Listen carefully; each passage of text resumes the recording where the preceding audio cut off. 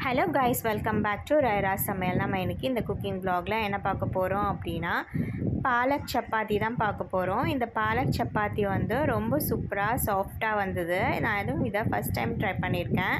இதை நீங்களும் ட்ரை பண்ணி பாருங்கள். அதுக்கு இந்த வீடியோவை ஸ்கிப் பண்ணாமல் பார்க்கணும். நீங்கள் ஃபஸ்ட்டு வந்து பாலக்கீரையை நல்லா க்ளீன் பண்ணி நான் வந்து மிக்ஸி ஜாரில் போட்டிருக்கேன். கீரையை மட்டும் ப்ளக் பண்ணி எடுத்துக்கலாம்.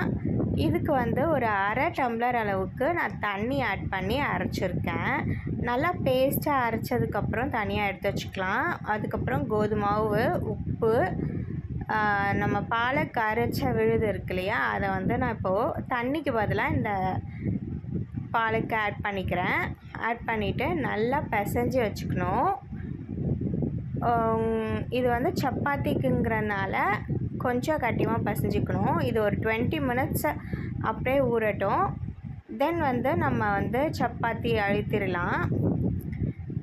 இந்த மாதிரி நம்ம சப்பாத்தி திரட்டணும், மாவு டஸ்ட் பண்ணிவிட்டு அப்படின்னா சூப்பராக வந்துச்சு சப்பாத்தி.